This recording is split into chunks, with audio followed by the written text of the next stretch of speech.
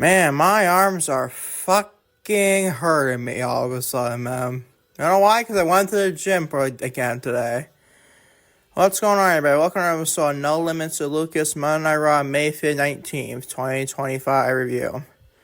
Today being Wednesday, May 21st. Now, I apologize yesterday for not having your Monday Night Raw review for being out for May 20th of 2025 being Tuesday. Because my God, I've been not good mentally. And you know what? Well, after I discuss all your Monday Night Raw highlights and all your review and everything, your grades and all about each segment in general, we're going to have a little bit of sit down. We're going to have a little bit of sit down and end the podcast. There'll be hopefully another upload today, knock on wood. Probably not. You never know with me, though. We'll probably another upload, knock on wood. That'll be your NXT May 20th, 2025 review. Like I said, knock on wood. Let's do it again, honestly. We're going to do that, hopefully. If I don't forget, obviously. Right now, it's 3:41 p.m. Eastern Standard Time in Syracuse, New York. But, man, I want to do a little sit-down and a Raw review for today because, man, I have a lot to share. I have a lot to share today and everything.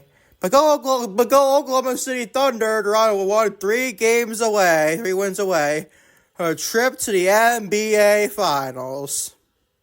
That's my team. My favorite basketball team. You don't know about that. We are 3 wins away from the NBA Finals. I watched Game 17 Nuggets and Thunder on Sunday. My God, what a fucking beatdown that was for my Oklahoma City Thunder giving the Denver Nuggets. Fucking amazing to say. I love to see it from my Oklahoma City Thunder, man. You know, I do like the Nuggets to a point, but it is what it is. I mean, if I would choose between Nuggets and Thunder, it'd be a Thunder. But shout out to Russell Westbrook. Although I was kind of sad to him getting another championship ring, and everything. He ain't getting the NBA title this year because he might be going to Thunder, Knicks, Pacers, even Timberwolves still have a chance as well. We'll discuss that briefly probably sometime later this week, man. This is what your sports and pop culture podcast. We'll wait and find out that. I have a lot of shit to do. I have a lot of shit on my mind, man. Like I said, we're sharing this sit down this Raw review. But we're discussing your Raw highlights and grades and review for today. Let's get right into it, shall we? So Logan Paul, he starts the show and talks about his match at Saturday night's main event for the WWE World Heavyweight Championship against Jey Uso, and the former champion Gunther interrupts and says if Paul beats Uso this Saturday, Gunther will destroy Paul, and then Jey Uso interrupts and gets super kicks Paul to end the segment. Freaking weird segment. It was not that bad in all honesty. It was okay for what it was. We'll discuss that. Also, Finn Balor and JD McDonagh. Very fun tag team match here. They defeat Penta and AJ Styles thanks to Grande Americano. I'm sorry, Chad Gable. Costing Penta the match. Ending up getting pinned here by Finn Balor. We'll discuss that. Also, some Roxanne Perez finally gets a win under her belt. And it's down in the women's Money in the Bank ladder match. I love to see that. She defeats Natalya and Becky Lynch in a women's Money in the Bank qualifying match. With Lyra Valkyria costing Becky Lynch match, basically. Very fun match to discuss that. Also, Sheamus defeats Grayson Waller. We'll discuss that. An okay match. Now, probably Sheamus' worst match, honestly, in a long time. This wasn't the worst match on the show. We'll discuss Rhea Ripley, but hopefully the CEO's... let's get to discuss this. And Rhea Ripley defeats Kairi, Sane, and Zoey Stark in a women's Money in the Bank qualifier. But we wish Zoey Stark all and nothing but the best. That injury during Raw this past Monday looked freaking scary as fuck, bro. If she doesn't have a torn ACL, it'd be a freaking miracle for her. Because that looked freaking ugly when I saw it in slow motion in that clip on Twitter. My God, that looked fucking ugly. So shout out to Zoey Stark. I wish her nothing but the best for sure. So this basically turns into a one-on-one match and Rhea Ripley defeats Kairi Sane, basically. And probably you see did not have good chemistry between Kairi and Rhea Ripley. Did not like this match, Russell. Even with Zoey not in this match, this was a very boring match, in all honesty. Easily the worst match of the show. Also, in Jey Uso versus Bron Breakker in the main event goes to a DQ thanks to Logan Paul costing a DQ in the main event. Yeah, this match is okay for what it was, but still. This Raw was very boring like last week. There was fun matches on this show, don't get me wrong, but where's the fucking storylines, bro? Where's the storytelling in WWE main roster, WWE Raw? Like, where's the goddamn stories? I don't, what are we doing here? I know Jey Uso and has a match at Saturday night's main event, which I'll be discussing, honestly. Against Logan Paul for the WWE World Heavyweight Championship, but you expect Jey Uso to lose that title to Logan Paul. It's a Turco. He ain't losing that title anytime soon to Logan Paul. We're discussing today's podcast, guys. Maybe it's always going to say it's this week's Monday Night Raw, May 19th, 2025 review at No Limits with Lucas. Starting with, you guessed it, Logan Paul. He starts the show and talks about his match at Saturday night's main event for, May 24, 2025. For the WWE World Heavyweight Championship against Jey Uso champion and former champion Gunther. Interrupts and says if Paul beats Uso this Saturday, Gunther will destroy Paul, and then Jey Uso came out and interrupts and super kicks Paul to end the segment. This is okay for what it was. I like Gunther's physicality against Logan Paul here. I gave it a B. Might be being generous to a point. I get that if you say that, but dude, I'm not looking forward to Gunther. I'm not Gunther. Jey Uso and Logan Paul for WWE World Heavyweight at Saturday night's main event. Because everyone expects who's going to win this. What's the point of doing this match? We all know who fucking gonna win. And plus, it's not like a bar burn of a classic on paper, though. It ain't that whatsoever. That's why I said, who the fuck cares about seeing Jey Uso defend that WWE World Heavyweight Championship against Logan fucking Paul? Like, literally, who the fuck cares, man? But this segment was not bad on paper, and it's pretty okay coming out, but I guess the go over would be. I might be being generous to that grade, too, by the way. I might be for sure. I'm blaming in the comment section below on YouTube or Spotify or your podcast is. If you said I was being generous. But go follow my social media. Forgot to mention that. Twitter, Lucas C. Allen. Instagram, Lucas C. Allen. TikTok, No Limits Lucas. And also Facebook, No Limits Lucas. And also Patreon.com/No Limits Lucas as well. Yeah, but I'm going to discuss that later today with more content coming out of this. You get the point, people. Let's just move on back to your Raw review, shall we? The open song is an all grade with B. Just nothing bad, but not great whatsoever. This also when Logan Paul, Gunther, and Jey Uso is an all grade with B. B? Oh my god. B, excuse me. I'm sorry. To Finn Balor. I'm sorry, Finn Balor. He's no longer Finn Balor, though. He got a win out of the show. He actually made a victory here. Finn Balor and JD McDonagh, two members of the Judgment Day, defeat Penta and AJ Styles thanks to Grande Americano, costing Penta the match after his metal plate in his mask. He hit, I believe, in the back of the neck to Penta. This is a banger. This is a very fun match. Time for the best grade of the show at a B+.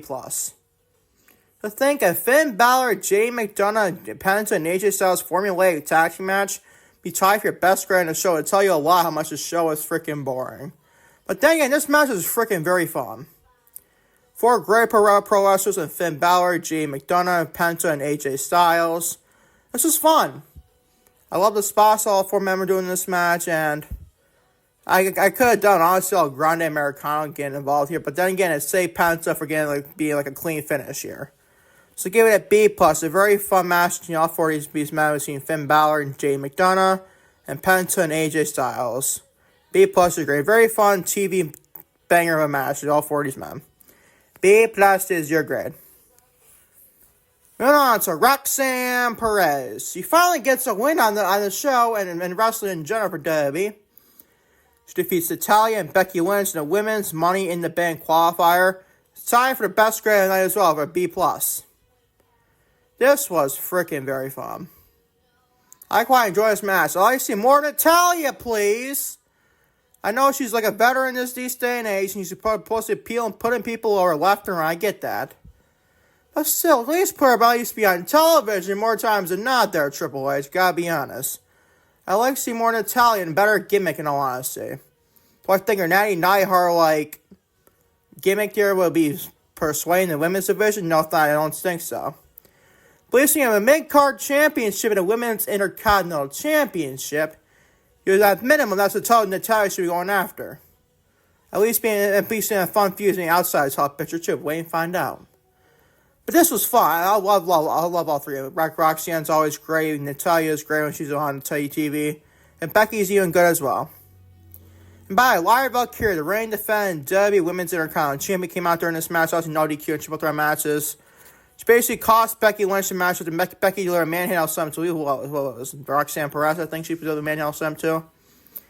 So yeah, Roxanne now is moving on to this Money in the Bank, and I fucking love that decision.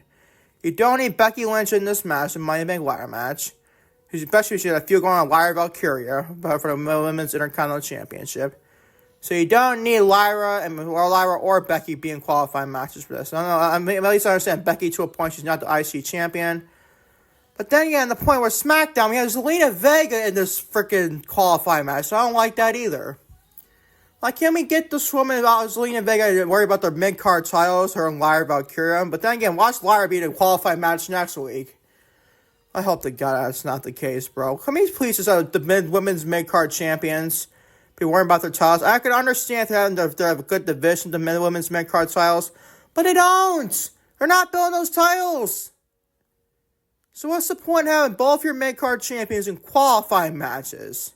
I hated this a couple months ago when I had Chelsea Green and Women's United States Champion when she was at that point.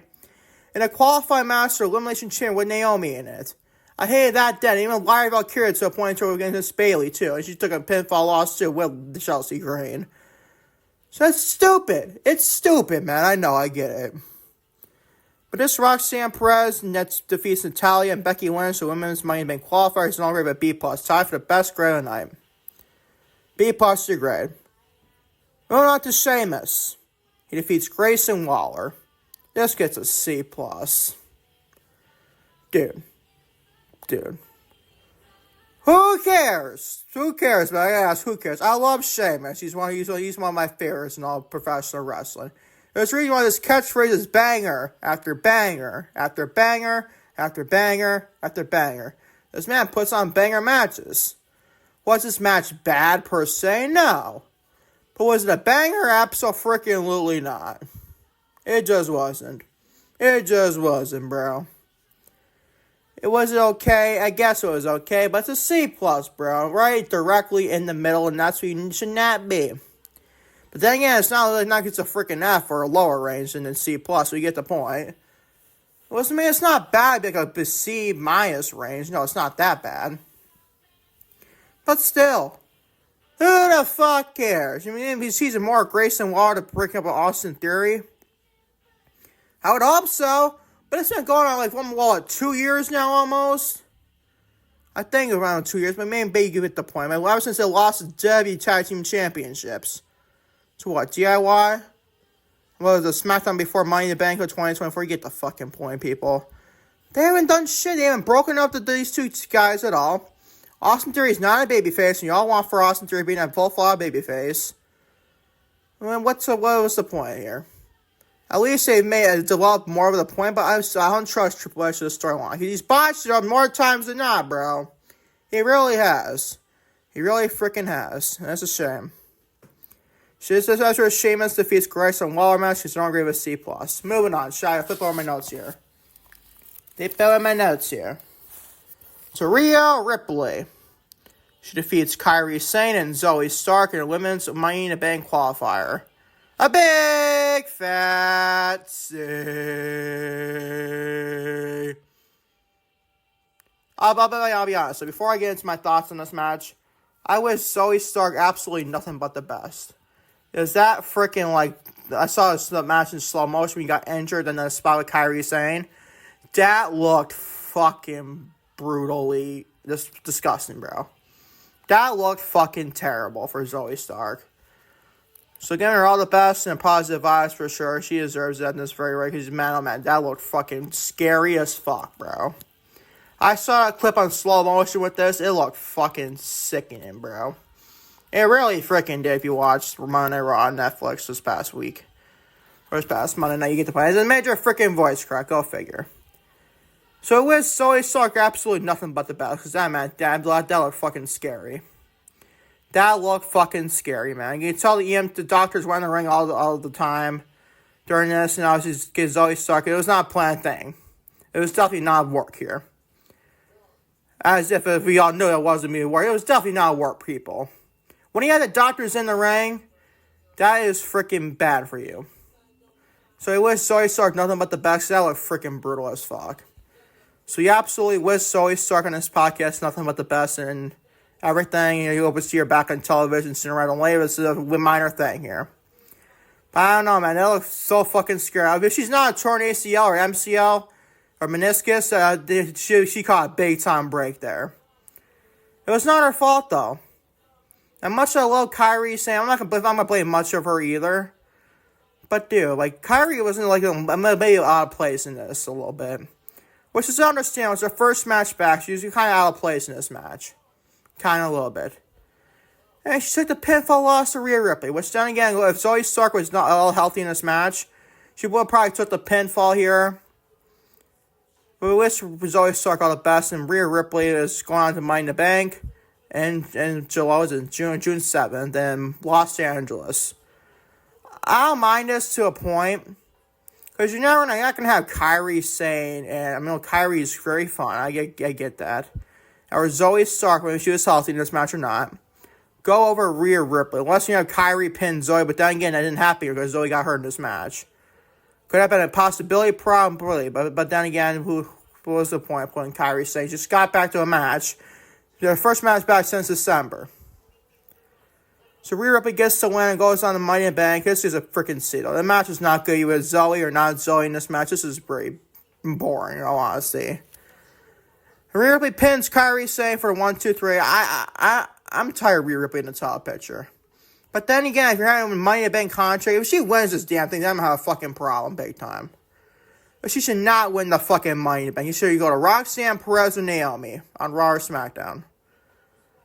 But this gets a freaking C, man. The match is freaking boring without Zoey Stark or with Zoey Stark in the match. A big fat C. On to your main event. Jey Uso, the reigning defending WWE World Heavyweight Champion, versus Bron Breakker in the main event, goes to a DQ thanks to Logan Paul causing that DQ. Another B. Dude. This was by far very freaking like a formulaic Monday Night Raw main event you would see on USA Network, and I'm not just Netflix. Was it bad? No, the B is not bad, great, people. Don't get me wrong. It was a good match. But still, man, what are we doing here? I know Bron Breakker not take a fall loss here, and it's obviously DQ. He still lost the match. But the match was good for what it was. But I just didn't care because, dude, Jey Uso and more Logan Paul that did on the show. But like this just proves how much Saturday Night's main event doesn't mean jack shit to WWE. I was saying, well, you had like John Cena and R-Truth non-stop for your undisputed WWE Championship. Don't mind. You got Damian Priest and Drew McIntyre side of a steel cage. What else you got? You got this match with Jey Uso and Logan Paul and my freaking voice crack. And what else you have? Like someone else. It's not John Cena. CM Punk and Sami Zayn against Seth Rollins and Bron Breakker. And there's another match, right? I believe there's no limits match on the show. It's something to say the least. But I don't know, man. Just those 4 matches and plus, like, dude. They can prove how much WWE does not give a single sorry fuck about Saturday Night's main event. They really don't care. They don't care, man. They don't care. It's kind of sad, man. Jey Uso versus Bron Breakker in the main event for a DQ goes to the level grade B. And then after this match, you got Sami Zayn and CM Punk coming out and basically teasing these up to a match at Saturday Night's main event for May 24, 2025, with Sami Zayn and CM Punk against Seth Rollins and Bron Breakker. Do we see that third man being revealed in that match? At the main event for obviously being for Seth Rollins and Bron Breakker's match here. Probably will be the case. That'll probably definitely be the case for sure. But then again, seriously. But I like that in all honesty, but man. I'm just going to say my thoughts on the Saturday Night's main event match with Seth Rollins and Bron Breakker against Sami and Punk. The match should be fun. Don't get me wrong. I'm not hating the match or anything. But Saturday Night's main event just seems so freaking boring. I like the John Cena and R-Truth storytelling there. And what else you got? The tag team match should be very fun. Damian Priest and Drew McIntyre should be a fun steel cage. That's the best thing I feel like going in the show, is that match. And plus, but that's about it. I'm not looking forward to Jey Uso and Logan Paul. I'm just not, man. I'm just not looking forward to it whatsoever, in all honesty. This may is no going to be a beat over a beat team Jey Uso and Bron Breakker. As your will show for Monday Night Raw, May 19th, 2025. It's no great but B-. 2 straight Monday Night Raws to B-, man. Not good whatsoever. It was boring, man. The show was freaking boring as series. Now let's get a little bit of a sit down and your Monday Night Raw, May 19th, 2025 review on No Limits Lucas. Okay, let's get into a little bit of sit down to end the podcast. First off, let's discuss this. The elephant in the room, man.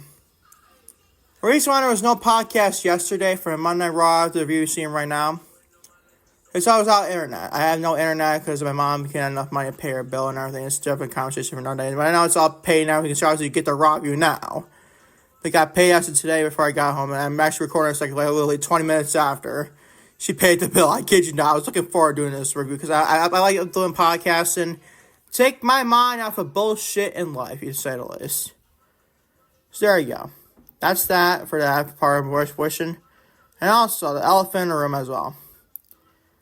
This is not official yet. I'm not in the process. I'm in the process, but I'm in the process of moving out of my house. My mom's selling the house. My house I live in since I was basically born. That's true. I was basically born within this house in my house. This is a house I was born in, and I'm gonna miss it a lot. So you have to sell the house, everybody. And today I had very bad I don't know the words for it, but to say the least, it fucking sucks. I know it's right to sell the house, and I know it's right because it's going to get a lot of money for me a long time. In the long run, hopefully, knock on wood. I did that already. But man, I'm getting a lot of drama. I was originally liking the idea of moving out of the house, but then again, it finally hit me. I was this morning for May 24th of 2025 being Wednesday. It finally hit me, I know it's right to sell the house. I know it is, because the house is not in good condition, everybody. Let's just be real. The house is not in good condition. But it just sucks. It sucks. I'm having, very bad, I got a lot of sleep last night. My sleep time is still very good. But I've just been very down on myself this whole day. Being Wednesday, obviously. And it just sucks, man. It totally sucks. I miss this house dearly. I was basically grew up in this house. I was not born in this house, but you get the point. I grew up in this freaking household in the north side of Syracuse, New York, 522 Craig Street. You don't like me to mention my home address? I don't care, man. What are you going to do? You going to come over here and try to kill me or something, you people? I ain't going to do that. You ain't going to do that whatsoever. But still. It just freaking sucks, man. It really does. It sucks. They had to sell the house, and I grew up in this house. I'm going to miss it a lot. But if you would be really nice to people about it and leave me a comment section below on YouTube and on Spotify, wherever you get your podcasts, I'm basically Spotify, to say the least, about your well wishes towards me, because I can definitely use them this afternoon. And also on YouTube, click the subscribe button, turn the like button, hit the like button in this video, and turn the bell for all notifications. And thank y'all so much for the support, man. YouTube has been unbelievable on YouTube. The podcast continues growing on YouTube, and even audio is doing better now. The audio section on Spotify and Amazon Music more Pacific is growing a lot, man. It's growing a decent amount now. The shout out to all you, man, for growing the podcast. Because without you, I don't know if I'll be right now. In life, God knows, man, I could be honestly gone from this earth. You never know one of these days. Without the podcast, I might be gone. What am I going to do? What am I going to do with no, entertainment in myself that can be occupied? Nothing The podcast, basically, what I'm saying is, gets my mind off of freaking bullshit in my life. It really fucking does. So shout out to all you helping out with this podcast on YouTube and all audio platforms on Spotify and Amazon Music. I love you all big time. I always say in the podcast, take care. I love you all big time to say at least. I always say it for a reason. Because I love what I do. And the podcast still is continuing to grow. I had a major freaking voice crack once again. And it is what it is. I have to move out of my house. It is what it is, to say the least. That's guys, share if you're going to sit down in the podcast for May 21st, 2025, being Wednesday, your Monday Night Raw, May 19th, 2025 review. Thank y'all for watching. No Limits to Lucas, Monday Night Raw, May 19th, 2025 review. It's going to be on Wednesday, May 21st of 2025. Hopefully, like I said, but backstage here of NXT, May 20th, 2025 review on No Limits to Lucas. And now I'll probably see you tomorrow for another double up day on Thursday, which are NXT May 20th, 2025 review, and also your AEW Dynamite May 21st, 2025 review. Go home editions for NXT Battleground and Double or Nothing, AEW Double or Nothing for AEW Dynamite for May 21st and May 25th, 2025, to be more specific. I'll catch y'all hopefully later today for your NXT side of things review. And by the way, I'm going to do your NXT Battleground preview and predictions on the NXT review for being this week today. Hopefully not tomorrow. But I'll be your preview and predictions for that. And also your Double or Nothing with your 2025 preview and predictions on your AEW Dynamite May 21st, 2025 review being tonight as well. Until next time, trust me, definitely being next time, everyone. Peace, love, and take care. Love you all. Take care, everyone. Love you all. Love you all big time, to say the least.